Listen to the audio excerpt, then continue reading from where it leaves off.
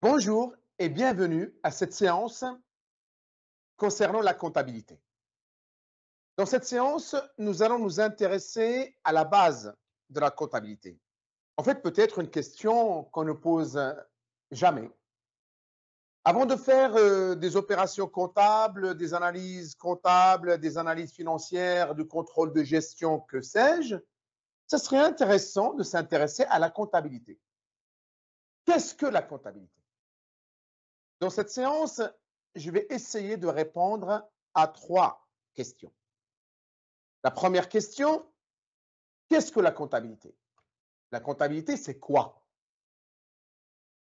Je vais parler de la comptabilité générale, mais je vais aussi la différencier, de vous donner la différence par rapport à la comptabilité publique ou la comptabilité nationale.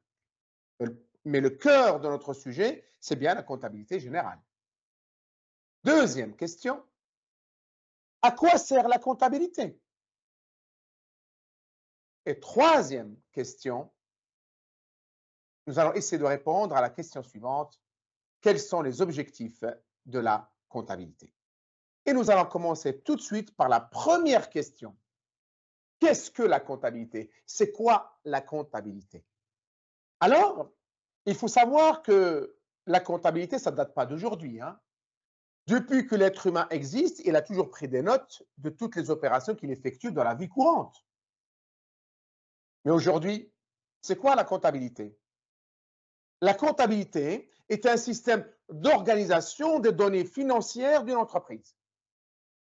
Autrement dit, c'est une discipline pratique, je dis bien pratique, ce n'est pas de la théorie, pratique, permettant de fournir de manière continue, pas seulement aujourd'hui, mais tout le temps, de manière continue et en temps réel, un état de la situation financière de l'entreprise. À tout moment, on a une vision sur la situation financière de l'entreprise. Ça, c'est la comptabilité. La comptabilité est une notion large, hein. Quand on dit la comptabilité, c'est très large parce qu'elle englobe plusieurs choses. La comptabilité englobe, par exemple, toutes les démarches de la réception des pièces comptables, comme une facture, par exemple, jusqu'à l'analyse financière, jusqu'au contrôle de gestion, jusqu'à la production des états financiers de l'entreprise. Elle constitue également le socle de tous les instruments de gestion qui permettent de vérifier la situation de l'entreprise et surtout qui permettent d'aider les responsables de l'entreprise à prendre des décisions stratégiques. La comptabilité, il y a le mot compter. Donc, il faut être familier avec les chiffres. La comptabilité est un véritable outil de gestion. La comptabilité relate l'ensemble des opérations liées à l'activité d'une entreprise sur une période donnée. Tout ce que fait l'entreprise, toute la vie de l'entreprise, toute sa relation avec ses partenaires, ce soit les clients, les fournisseurs, les partenaires financiers, l'État, toute cette relation est relatée par la comptabilité. La comptabilité permet de suivre, d'analyser toutes les opérations, tous les éléments de la vie de l'entreprise et d'évaluer sa santé financière. La comptabilité est indispensable pour toute entreprise. La comptabilité permet de tenir l'ensemble des documents comptables à jour. Et à tout moment, on peut vérifier ce que fait l'entreprise. Et ces documents comptables permettent à l'entreprise d'analyser la situation financière. Elle lui permet de se projeter aussi vers le futur. La comptabilité, et là je parle de la comptabilité générale, c'est-à-dire tout ce qui est appliqué dans le domaine privé, le secteur privé, c'est-à-dire dans le monde de l'entreprise. Et bien la comptabilité générale consiste à enregistrer les opérations effectuées par l'entreprise durant un exercice comptable, c'est-à-dire durant une année, 12 mois. Ces opérations sont enregistrées dans des documents comptables qu'on appelle livres comptables. Ça peut être le grand livre, ça peut être le journal comptable, qu'on appelle aussi le livre-journal. Tous ces enregistrements permettent à tout moment, à l'instant T, d'évaluer, de mesurer la situation et le patrimoine de l'entreprise ainsi que son résultat. Comme vous voyez, la comptabilité est un ensemble d'outils qui permettent de gérer la vie d'une entreprise et à tout moment, ces outils permettent d'évaluer la situation financière de l'entreprise et de se projeter vers le futur.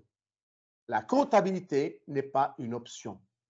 Et la loi l'impose à toutes les entreprises, sauf bien entendu quelques exceptions comme les micro-entreprises ou les situations d'auto-entrepreneurs.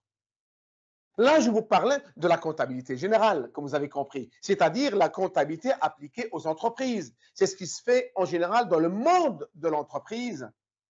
Mais il ne faut pas confondre la comptabilité générale avec la comptabilité publique ou la comptabilité nationale. Si la comptabilité privée, ce qu'on appelle la comptabilité générale, s'applique au monde des organisations, c'est-à-dire le secteur privé, c'est-à-dire les entreprises, les associations, etc., il faut savoir que la comptabilité publique, même si elle a la même logique, elle s'applique plutôt au secteur public. La comptabilité publique est un ensemble de procédures macroéconomiques qui déterminent les recettes et les dépenses de l'État et des collectivités territoriales. Et quand je dis collectivité territoriale, bien entendu, je parle de municipalité, la mairie, le conseil général ou le conseil régional. Donc la comptabilité générale, il ne faut pas la confondre avec la comptabilité publique, ce que je viens de vous expliquer, mais il faut aussi ne pas la confondre avec la comptabilité nationale, même si la logique est la même.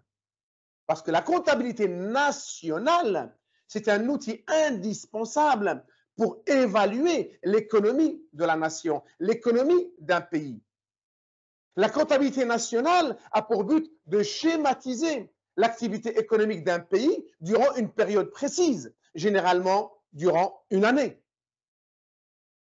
Tout comme pour une entreprise qui fait appel à la comptabilité générale, la comptabilité nationale qui est liée à un État, à un pays, permet à un pays de connaître sa situation à un moment donné et permettre de prendre une décision, voire des décisions futures. D'ailleurs, la comptabilité nationale, elle s'appuie sur la comptabilité générale pour déterminer ses résultats. Chaque année, on va prendre la comptabilité générale au niveau national, c'est-à-dire toutes les entreprises, toutes les organisations installées dans le pays. Ça veut dire qu'on va s'appuyer sur la comptabilité générale pour déterminer la comptabilité nationale. Et il y a un indicateur, vous connaissez certainement, qui est issu de la comptabilité générale et qui permet d'effectuer une analyse au niveau national à travers la comptabilité nationale. C'est le PIB, le produit intérieur brut. Parce que le produit intérieur brut, c'est un indicateur national, macroéconomique, mais il vient de la comptabilité générale. Comment on le trouve? Eh bien, dans la comptabilité générale, on analyse toutes les valeurs ajoutées créées par les entreprises, c'est-à-dire toutes les richesses réalisées par les entreprises, dégagées par les entreprises, additionnées ensemble, dégagent la richesse du pays qu'on appelle PIB. Il suffit de diviser par le nombre d'habitants et nous avons la richesse par habitant qu'on appelle le PIB par habitant. Et cette valeur ajoutée, cette richesse, est dégagée par l'analyse des comptes de résultats de toutes les entreprises installées, par exemple, en France. Et cette valeur ajoutée, on la trouve dans un document qui s'appelle les soldes intermédiaires de gestion. C'est-à-dire, on va prendre un document comptable qui s'appelle le compte de résultat, on va analyser ce compte de résultat à travers des soldes, à travers des ratios, à travers des soldes qu'on appelle les SIG, les soldes intermédiaires de gestion, et parmi ces soldes, on trouve la valeur ajoutée de chaque entreprise. On additionne cette valeur ajoutée issue de la comptabilité générale, on arrive au produit intérieur brut, c'est-à-dire la richesse nationale, du pays qui fait partie de la comptabilité nationale. Donc vous avez bien compris maintenant ce que c'est que la comptabilité et ne pas confondre la comptabilité générale avec la comptabilité nationale et la comptabilité publique. Maintenant que nous avons expliqué ce que c'est que la comptabilité, nous allons répondre à la deux, essayer. Nous allons essayer, parce que personne n'est parfait. Nous allons essayer de donner des indications de réponse à la deuxième question. À quoi sert la comptabilité? Vous avez compris que la comptabilité n'est pas une option. C'est une obligation pour toutes les organisations, pour toutes les entreprises. D'accord? Tenir une comptabilité, ce n'est pas un choix. Bien entendu, il y a une exception, comme je vous ai dit, comme les micro-entreprises ou le statut d'auto-entrepreneur. Donc, la comptabilité, c'est la loi qui l'impose. Toutes les entreprises commerciales et industrielles ont l'obligation de tenir une comptabilité. Et toute personne physique ayant le statut de commerçant doit procéder aussi à l'enregistrement comptable des mouvements affectant le patrimoine de son entreprise. J'intègre l'artisan aussi.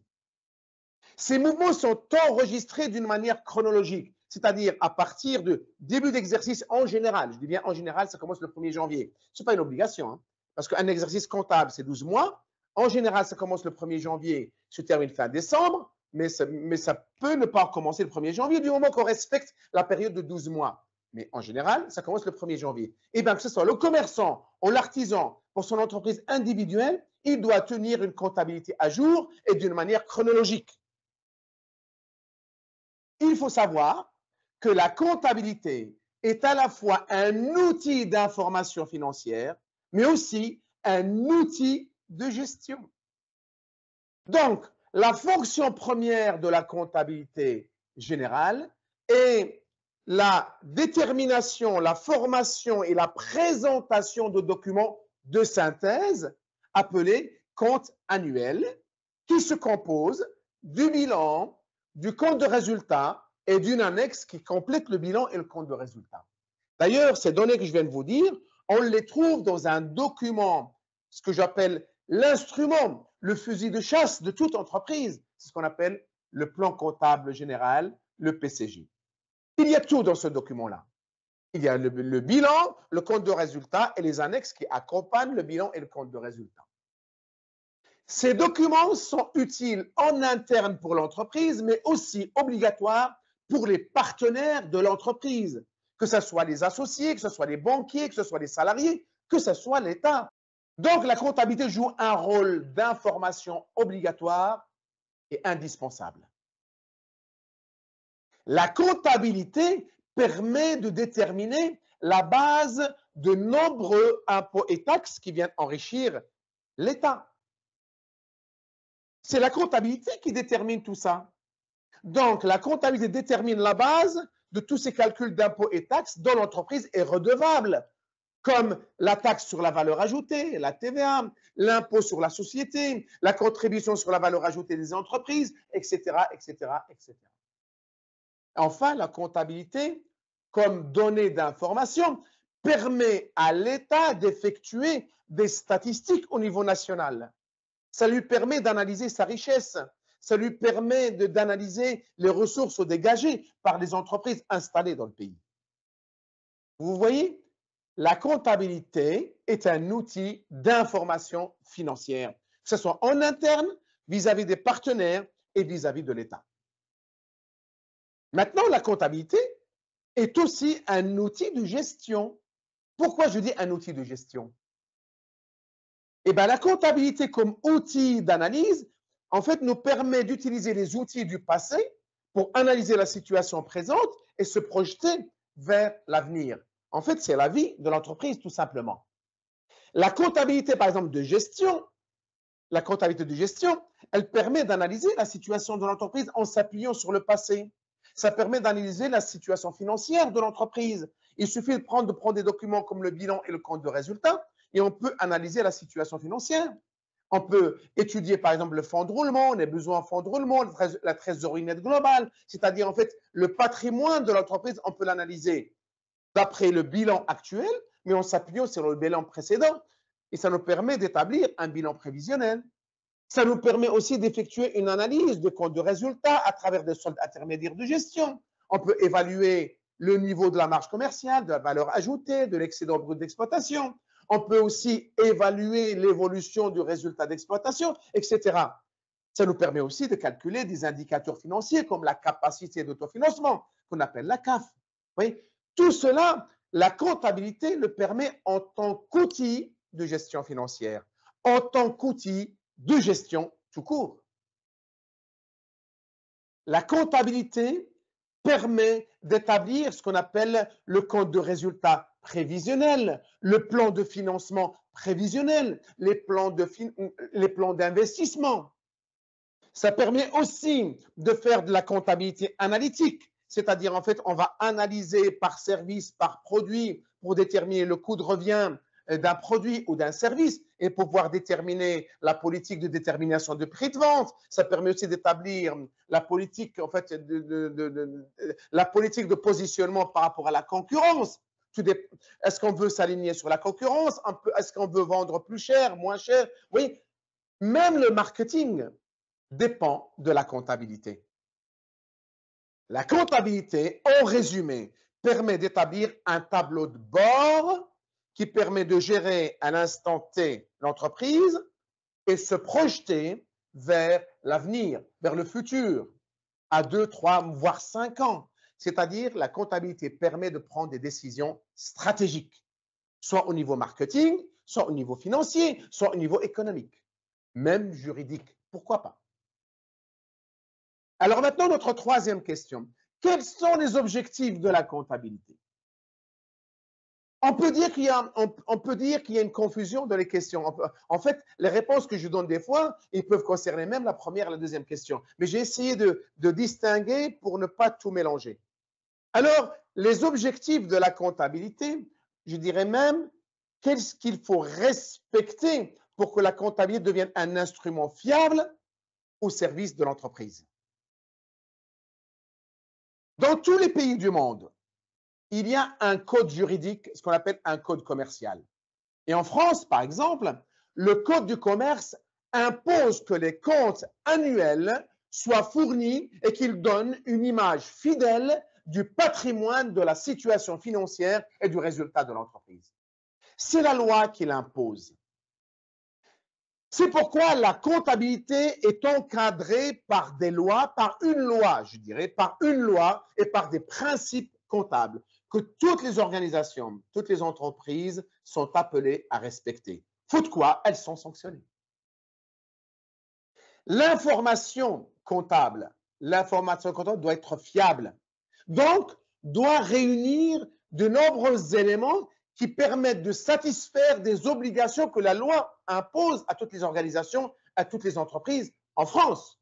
Et c'est le cas dans le monde entier, dans chaque pays du monde, du moment que la comptabilité générale est imposée. Nous allons citer quelques règles, quelques obligations qu'il faut respecter pour que la comptabilité soit fiable, transparente, utile et qui serve pour prendre des décisions, soit au niveau interne ou au niveau externe. Voilà quelques obligations que la comptabilité doit respecter. La première obligation, c'est l'obligation de comparabilité. Comparabilité du verbe comparer. Comparabilité. La comptabilité permet une lecture des comptes de toutes les entreprises et de l'entreprise et de pouvoir les comparer. C'est-à-dire, on a des entreprises dans le même secteur d'activité, eh bien, on doit avoir le même principe de comptabilité. Comme ça, je peux comparer les situations financières des différentes entreprises du même secteur d'activité. Donc, la comptabilité doit permettre une lecture transparente des comptes qui permettent de comparer les informations financières dans le temps et dans l'espace. Deuxième obligation, c'est l'obligation de fiabilité. L'information doit être fiable, bien évidemment. L'information comptable doit être exhaustive et sans erreur. Ça, c'est la loi qui l'impose. Aucune erreur n'est admise dans l'élaboration de la comptabilité dans une entreprise. C'est pour ça que les comptables, les contrôleurs de gestion, les experts comptables sont tenus d'être rigoureux dans le travail qu'ils effectuent dans le domaine de la comptabilité. Troisième obligation, c'est ce qu'on appelle l'obligation de sincérité.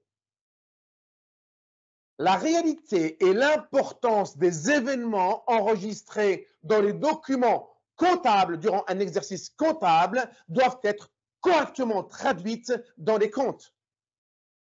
Il n'y a pas de place à l'interprétation, aux suppositions. On doit traduire réellement les événements dans les écritures comptables. Quatrième obligation, c'est la régularité.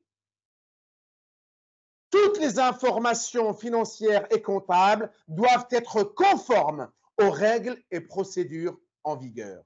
En fait, tout simplement, ça doit respecter la loi en vigueur. Ça doit tout simplement respecter la loi. Cinquième obligation, c'est la clarté. Les informations comptables ne s'adressent pas seulement aux spécialistes. Les informations comptables, elles doivent être produites pour qu'elles puissent être comprises par presque, je vais dire, par presque tout le monde. Pas seulement les spécialistes. Un public averti qui s'intéresse un peu à la comptabilité doit comprendre ces informations comptables. C'est cela, la clarté. Il ne faut pas qu'il y ait d'obscurité, il ne faut pas qu'il y ait des pièges, il ne faut pas qu'il y ait des choses qui compliquent la compréhension de l'information comptable fournie par le document comptable. C'est cela, la clarté. Et enfin, la dernière obligation, c'est le coût. Eh bien, la comptabilité, le service comptable, le travail de comptabilité ne doit pas coûter non plus trop cher. Il ne faut pas que la comptabilité, l'information comptable, ou plutôt les informations comptables telles qu'elles sont produites, il ne faut pas que ces informations excèdent leur valeur. Les frais qu'elle engendre ne doivent pas être disproportionnés au regard de ce qu'elle apporte à ses bénéficiaires. Le coût de la gestion comptable, le coût de la comptabilité ne doit pas être excessif jusqu'à dépasser l'information comptable elle-même. Alors, il faut savoir que dans le domaine comptable, ceux qui s'investissent dans ce domaine, et en premier lieu les experts comptables, c'est ce qu'on appelle les professionnels de l'expertise comptable, de la comptabilité, et bien ces gens-là, ces personnes-là sont bien surveillés, ils sont soumis à des règles particulières. Ils obéissent à un code de déontologie, ils sont soumis à des normes professionnelles, des normes de comportement, des normes dans le cadre du travail, des missions normalisées, etc. Ils relèvent d'une profession réglementée, placée sous l'autorité d'un ordre, ce qu'on appelle l'ordre des experts comptables. Les experts comptables sont des personnes assermentées qui représentent la loi, donc il est normal qu'ils soient soumis à des règles particulières. Alors, il faut savoir, la comptabilité, ce n'est pas quelque chose, en fait, je dirais, quelque chose de figé. C'est quelque chose qui évolue avec le temps. Il faut savoir que la comptabilité est une discipline pratique qui est souvent réglementée, elle évolue. Elle est souvent réglementée, actualisée, influencée par l'internationalisation. Mais il faut noter quand même qu'elle souffre quand même d'une mauvaise image. Elle souffre d'une distorsion, d'une mauvaise image avec la fiscalité. C'est pourquoi, des fois, il y a cette mauvaise image qui accompagne la comptabilité. Et pourtant, sans comptabilité, ça sera l'anarchie dans le domaine de l'économie. La comptabilité est liée aussi au domaine juridique avec les droits des sociétés. Vous voyez, comptabilité, droit des sociétés, ça travaille ensemble. Parce que la comptabilité a besoin d'un cadre juridique pour s'épanouir et pour atteindre les objectifs pour lesquels elle existe. C'est pourquoi ce n'est pas donné à tout le monde de faire de la comptabilité. Car la maîtrise de la comptabilité reste indispensable pour produire une information financière de qualité. Parce que de la comptabilité dépend la vie d'une entreprise. La quasi-totalité des entreprises, quelle que soit leur taille, leur secteur d'activité ou leur statut juridique, ne peuvent pas se passer de comptable. Le service comptable est indispensable. Ils peuvent externaliser, leurs services vers des cabinets spécialisés en comptabilité. Mais la comptabilité reste indispensable. En général, les entreprises ont leur propre service comptable. Au minimum, ils ont leur propre comptable. Cette discipline regroupe des métiers variés, souvent ignorés par nos jeunes.